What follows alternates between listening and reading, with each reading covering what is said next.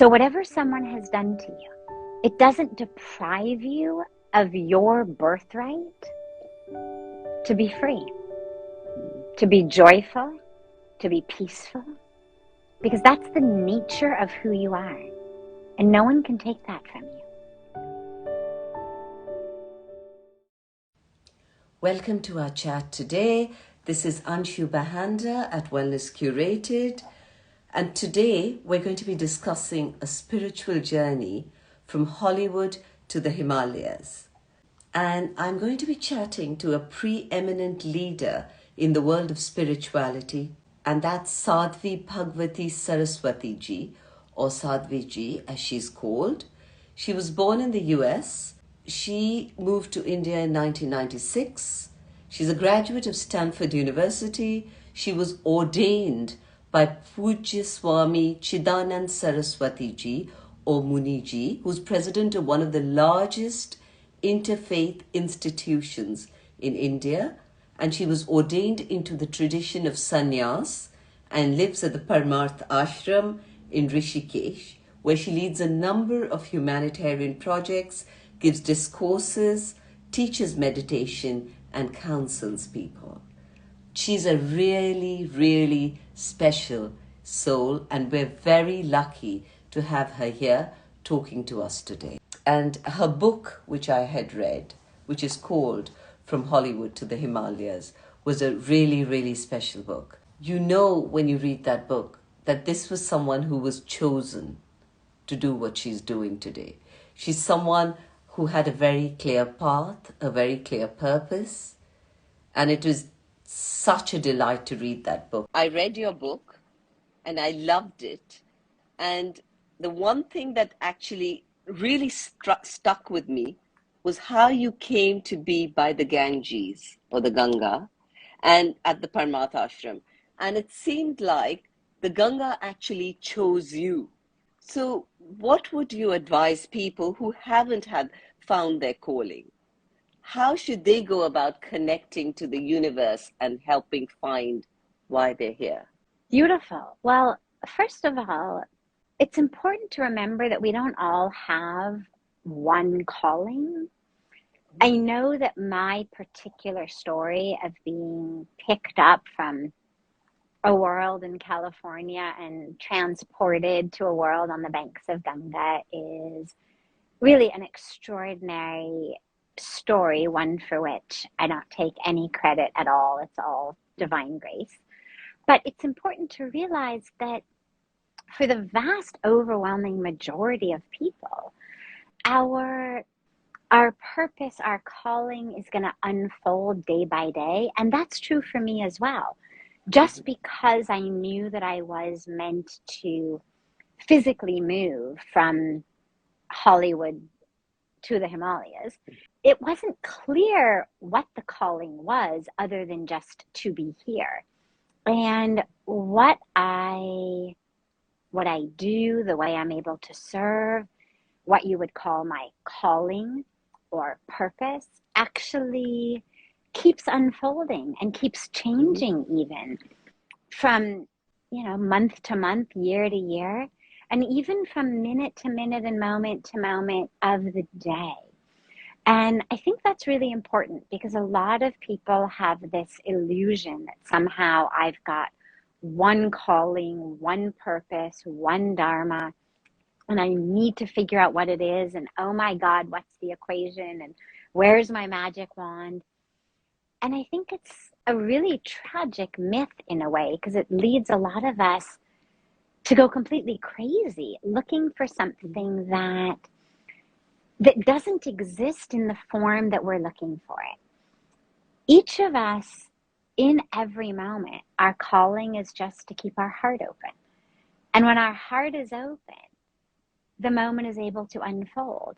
And maybe it will unfold in a beautiful moment of love between you and a flower that's blossoming, or you and a random person you pass on the street, but you drop something or they drop something and one of you helps the other to pick it up. And for a split moment, your eyes meet and you smile on a busy street in the middle of your busy day, and for just a moment, you've dropped into why you're here, which isn't to get from point A to point B on the street. I promise. It's not about how fast can you get from point A to point B on the street.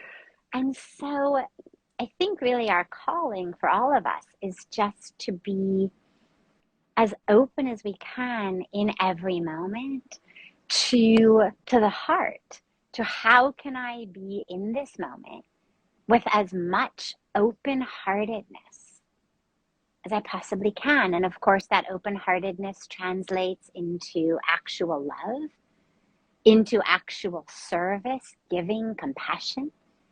It also translates into courage in how I live my life. Because when my heart's open, I'm not cowering in fear of, oh my God, what are you going to think about me? So that calling is really the open heart, and to just allow the rest to happen. And it will happen, and it's already happening. But because we're looking for it to happen in a totally different box, we miss it. So just stop wherever you are. This exact moment, your calling is just to be here.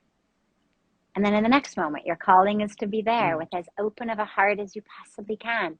And then in that open heart, where you're supposed to move, what direction, it'll unfold, it'll come to be known. So that actually takes me really nicely to something else I wanted to broach with you. And that was, you've talked about these incredible meditative experiences and experiences of love and connection and of the consciousness expanding.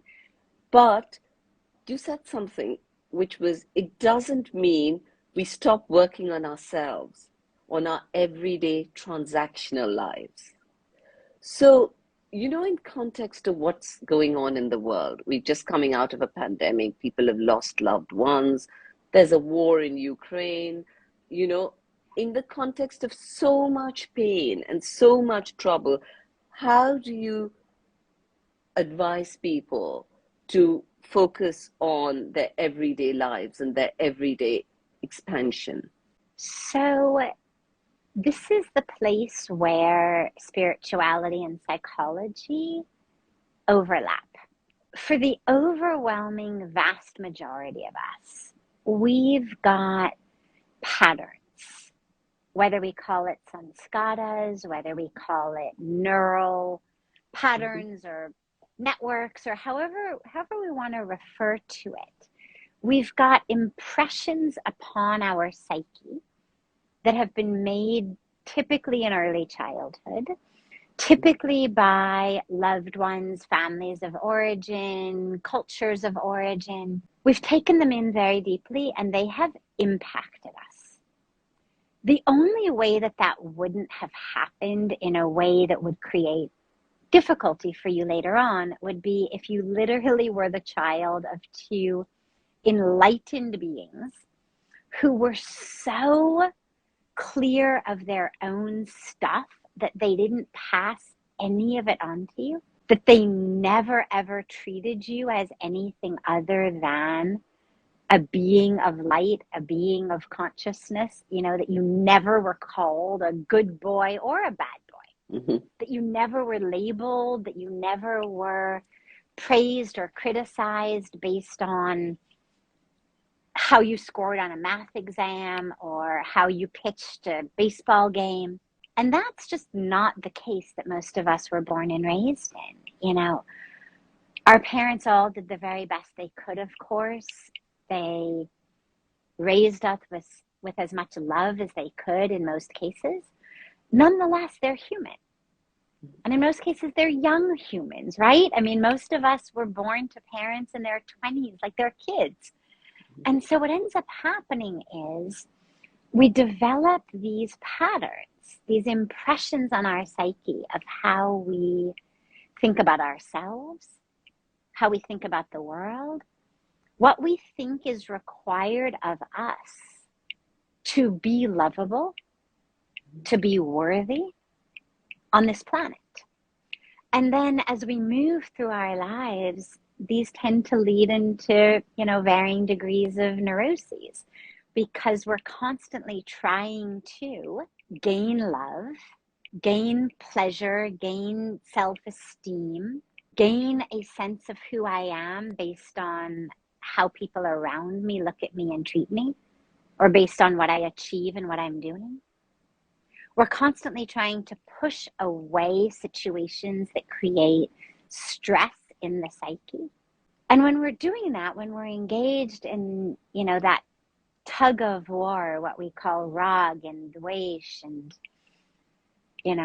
avidya and agyan and ignorance and all of this, we're not able to really merge into the fullness of who we are. And unfortunately, again, in most of our cases, meditation isn't the 100% cure-all. Mm-hmm. Meditation gives us a taste, a touch, an experience of the truth, but we then still have to keep unpeeling that which prevents us from living in that meditative state the rest of the time. Mm-hmm. And so this is where psychology plays such a great role, is it really helps us understand, oh, all right, so that's where I've learned this. This is how I've learned that. Here's how I can get free of this habit. And that's why I always recommend that it's not either or. Yes, we should all meditate. We should meditate every day. We should pray. We should chant. We should serve. And if we find that there are habits within us, whether habits of action or habits of thought, habits of relating to others, habits of relating to ourselves, that are keeping us from living in a state of this constant awareness, well, it may be a really beautiful idea to do some psychological work. So that's where they overlap. And the other aspect of work that I speak about is that service, that action, mm-hmm. karma. And having had deeply powerful spiritual experiences does not exempt us from fulfilling our karmic duties here on earth. Mm-hmm. If you look at the Bhagavad Gita, well, when Bhagwan Krishna finally shows Arjun his Vishal Roop, that form mm-hmm. of him as the universe, and Arjun has that experience, he still has to fight the war. Mm. Right? It's not like, oh, now you've had darshan of the divine, now you're done, now you can go off to that cave. Krishna gives him the experience to show him the veracity of what Krishna's saying, to prove to him, hey, I'm not just your pal giving you some advice that you may or may not think is valuable. But then after giving him that experience, Arjun still has to get out into the middle of that battlefield and fight. And in the same way, no matter what experiences we've had of the divine in meditation, in prayer, we still have a karmic package. Mm-hmm. We still have this karmic journey we are on to bring us into a state of constant oneness with the divine. So, yeah, we keep acting, but now we act not as those who are stuck, but as those who are more free. And we become more and more and more free the deeper that awareness from our meditation goes, the deeper we can bring it into our minute-to-minute, moment-to-moment awareness. Again, so you had said in your book something relating to this. You described grace actually beautifully. You said grace requires only that there be space in us in which it can flow. So for the layman, people who are running around doing their karmic duties, running their life, leading their lives from morning to night, how do you suggest they create that space for grace to flow? Beautiful. I think about it the way that we have blood vessels in our physical body through which the blood flows. Now, when you have a physical heart attack, that heart attack happens because the blood vessel has become full of plaque, or what we would, talk about as cholesterol. It's right. The plaque has filled up the blood vessel. So first your blood pressure rises. There's less space for the blood to flow, so the pressure rises. And eventually when it gets completely jam-packed full of junk, the blood can't flow at all, and you have a heart attack. Now, spiritually, it's actually the same thing. Just like there is blood, even if you've had a heart attack, the problem is not the production of blood. In the same way, there is grace. Grace is there. But if our internal channel is plugged up with ego, with anger, with grudges, with false identification, with expectations, with attachments, that grace isn't going to have room to flow. And so the way to be free is to identify, what is it that's blocking me? What is it that's holding me back? And if you're attentive, you'll notice it, because as beautiful moments start to flow, you'll hear different voices in your head that'll say different things and inspire different reactions. And so you'll know, what is it that's pulling me out of this? What kind of stress, tension, ego, desire, fear, story I'm telling myself about myself that's pulling me out of the divine experience of this moment. We look at it, we acknowledge it, and then we offer it. Really, quite literally. I love ritual. I'm all about ritual. I think it's really powerful. It takes us into a kind of a different state of consciousness almost. When you're performing a yajna, you're really in a different state of consciousness. And there's been some scientific research around brain waves and how the brain waves in which we are most able to be changed, whether we're meditating, whether we're hypnotized, whether we're very young, like those brain waves in which things that come in really deeply transform us, either for the good or for the negative, that we enter that same brain wave state engaged in ritual. And so rituals are a really powerful way. Yeah, I loved that. I love all kinds of neurology research. So it's a really powerful way, to enter into a state of different brain waves. And so I would perform a fire ceremony, or, if your spiritual tradition has other rituals, do them. There's nothing that's right or wrong. It doesn't have to be a Hindu ritual if you're not a Hindu. Whatever rituals work in your spiritual lineage, perform a ritual in which you are literally letting go of all of that which is holding you back. And I love fire. And I think probably in most of our spiritual traditions, there's something around fire. And as you offer the offerings, which in our case is usually a mix of seeds and ghee, into the fire, it's this symbol of offering into the fire that which is holding us back. Grudges, pain, egos, jealousies, expectations, avidya, agyan, ignorance, whatever it may be. We offer it.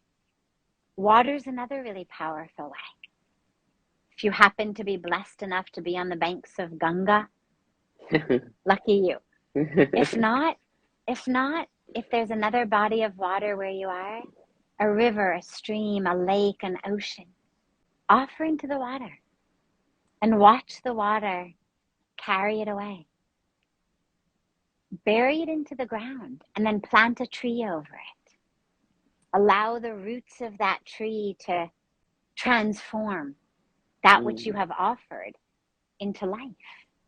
Wonderful. So there's a lot of different aspects of ritual, but I think rituals are a really powerful way to let go and to start fresh. So Sadhviji, why the Ganga?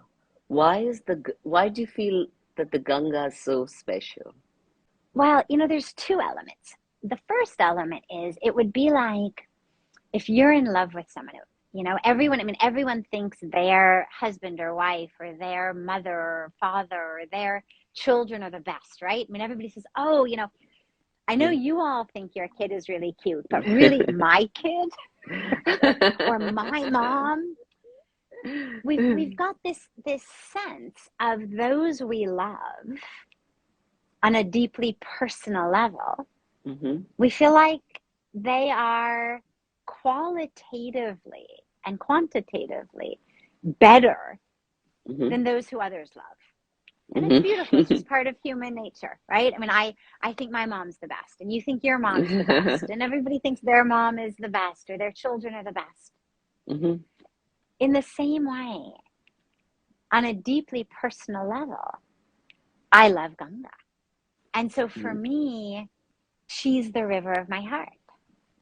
So she's special to me, because I love her.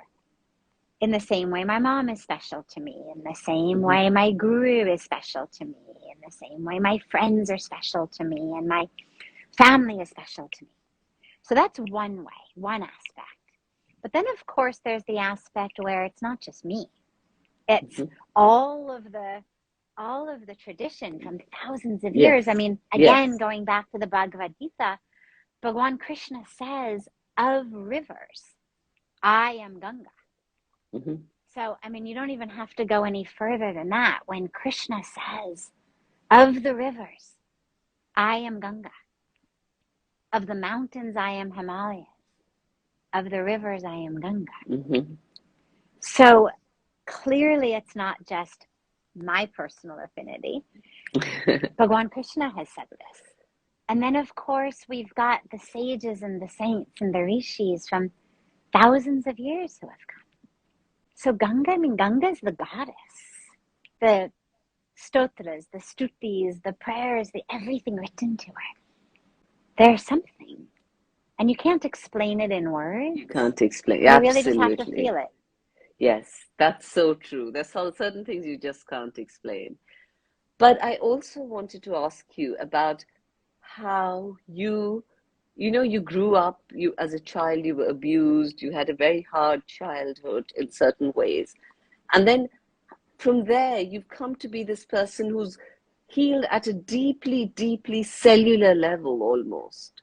You're very present, you know, you're not constantly worried about what's happened in the past.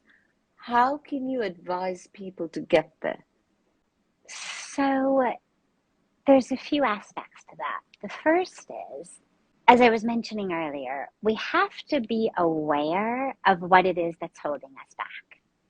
To the extent that we repress and suppress and deny and ignore Mm-hmm. that which is hurting us on the inside, we're never going to be able to heal from it. So Okay. the first step is actually being able to look at it. Mm-hmm. What is it that's happened to us? How is it that's impacted us? The second step is allowing it. Because a lot of us have this sense of, well, I shouldn't feel like that. Don't, in my case, fortunately, it was so bad on an objective level. I mean, in many ways, on many, many levels, my childhood was extraordinarily blessed. And I had two incredible parents who just adored me to no end and, gave me so much love. And then, of course, I had this trauma and the abuse. And that was so bad that objectively, I couldn't really say to myself, oh, well, I shouldn't be impacted by it. But for people whose struggles have not necessarily been that objectively horrible, we tend to tell ourselves, oh, you shouldn't feel like that. Don't be angry. Don't be hurt. It means you're weak. Be a man. Be strong. Be this, be that. Mm-hmm. We tell ourselves that, and it doesn't allow us to feel the truth. And as long as we're hiding from anything, we're not going to be able to heal. Mm. You know, it's like if you've got a wound, simply wearing a long sleeve shirt over a wound on your arm isn't going to make it heal. You've got to actually look at it, acknowledge it, understand it to some level. Is it a burn? Is it a cut? Is it a bacterial infection? I mean, what is it? And then becomes the aspect of healing. And the healing is going to take different ways in different people. But the core of healing really is that it's not your fault. It's not about you.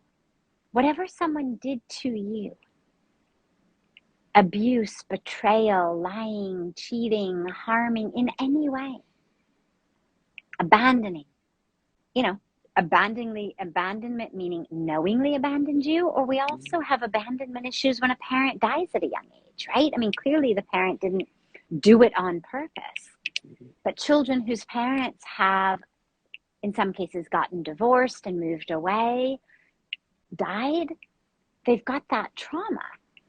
And it's important to recognize whatever it is that's happened to you, it isn't your fault. And it isn't about you, meaning it wasn't done to you by that person to harm you.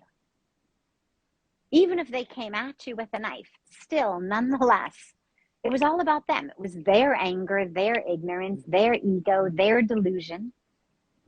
You were just kind of in the wrong place at the wrong time. And when we can take that element out of it and to really realize this is about them, they were suffering. People who are in peace make others feel peaceful around them. People who are happy and full of love make others feel happy and loved in their presence. People who share misery share it because they are miserable. So to recognize that whatever it was that someone did, knowingly, unknowingly, on purpose, by accident, was done because of something in them. It's not a defect of you. You didn't deserve it. You're not wrong or bad or tainted or less than. The vast majority of people who have experienced some kind of trauma move through the world feeling like there is something lacking in me, something wrong about me. Mm-hmm.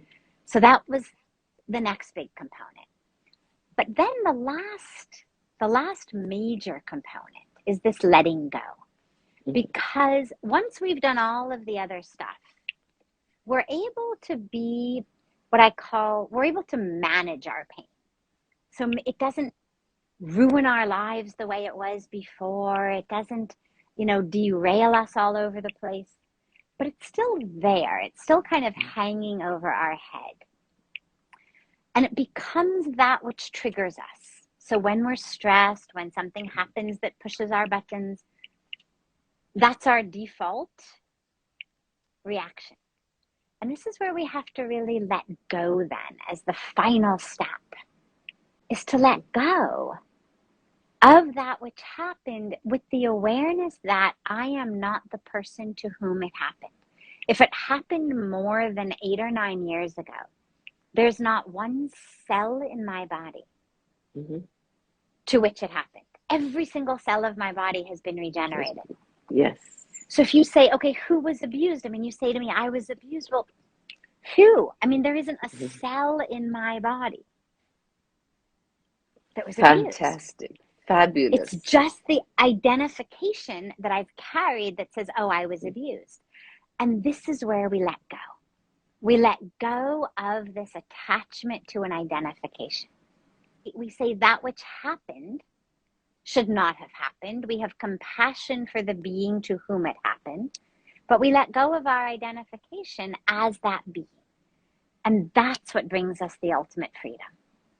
So just taking you one step back, when people hold someone else responsible, will you talk to us about that forgiveness before we get to the stage of being able to let go, being able to forgive the person who you hold responsible for something? Sure. We forgive, I always say, not because what they did is okay, but simply because we deserve to be free. And not forgiving keeps us stuck. So whatever someone has done to you, it doesn't deprive you of your birthright to be free, to be joyful, to be peaceful, because that's the nature of who you are. And no one can take that from you. But when I hold a grudge, I literally offer up my joy, my peace, my freedom on the altar of someone else's ignorant, malicious, ego-filled action. And why would we want to do that? They've already hurt me. Why would I give them the rest of my lives? So we forgive. Amazing. Simply because we deserve to be free. Amazing. That's probably one of the most incredible things I've heard in a long time. Thank you for that. The other thing I wanted to ask you is, now, for people trying to raise their vibrations and get to a higher level of consciousness, can you give some guidance on how to do that? Meditation is absolutely the best way. But also to recognize that our source, our divine source, is constantly moving us closer and closer to the divine. Water comes down from wherever you drop it. Its source is the earth, the ocean. Fire goes up from wherever you light it. Its source is the sun.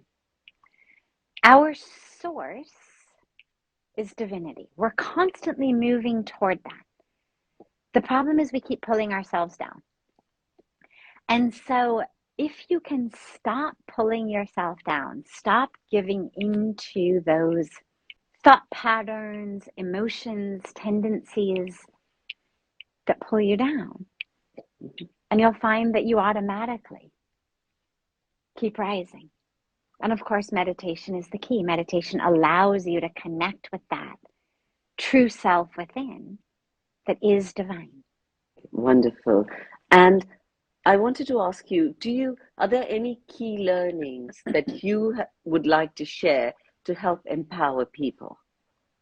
So many. I think what's most important for people to realize is, number one, you are your greatest obstacle.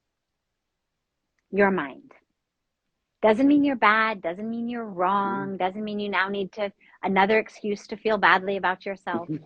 But just to really clearly recognize that our mind, not you as in the core of who you are, but just your mind, is your biggest obstacle. Your vision, your way of thinking, your way of interpreting the sensory feedback that you're getting, at your way of perception, is your biggest obstacle.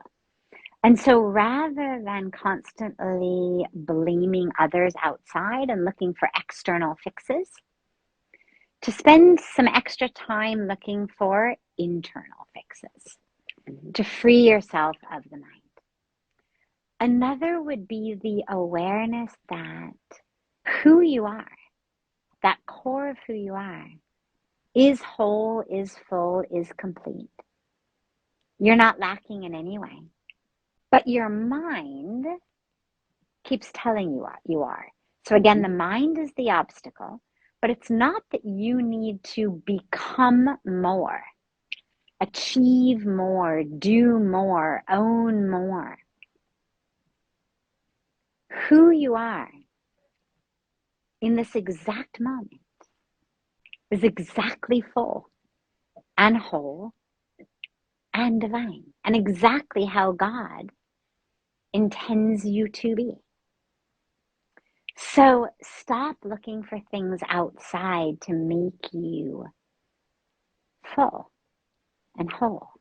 Just again, work with the mind that keeps telling you that you are not and leading you down pathways of feeling very small and limited and sick and weak and troubled and needy, and allow yourself to really experience the truth of who you are.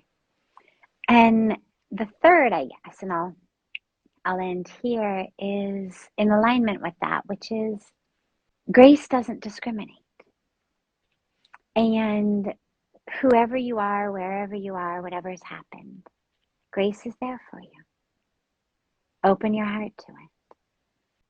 Actually, rather than end there, I'll end with the awareness that we're here on earth to be instruments in the hands of the divine. It's what we call nimitta matram bhav, that feeling of being. Make me an instrument of thy mercy. Where there is darkness, let me bring light. Where there is despair, hope, right? It's this beautiful prayer. Yeah. That's why we're here. So stop thinking about what can I get, what can I have, what can I pull toward me, and start thinking about how can I serve. My guru, Puja Swami Chidananda Saraswati ji, always says, stop asking what for me and start asking what through me. And that's really a beautiful key to life. That's amazing. That's absolutely amazing. Can we leave people with a simple tool on how to meditate? Because a lot of people struggle so much. What I would say, it's not really about a tool. That's the misconception, is that meditation is all about this tool, this technique, that technique. Meditation is just about anchoring yourself, and whether we anchor in the breath, whether we anchor in a mantra, whether we anchor eyes open with a candle flame or the flowing Ganga in front of us. What I would say, though, rather than try to lead, a 1 minute meditation, 1 minutes are not my forte, but is to just offer that I've led dozens and dozens of guided meditations, ranging from 10 minutes to about half an hour. And there are literally dozens and dozens of them on my Facebook page that people can go and access and do. And if you've got trouble meditating, it may be beneficial and helpful for you to begin with a guided meditation. And there's a lot of different kinds. So if people go to my Facebook page and go to the videos, there's a whole playlist of meditations. That's so wonderful. Thank you so much for your time. Thank you for listening to this chat. If you enjoyed it, please subscribe to this page. Please subscribe to our podcast on Apple and Spotify, Wellness Curated, and follow us on Instagram, Wellness Curated, the number 1. Thank you.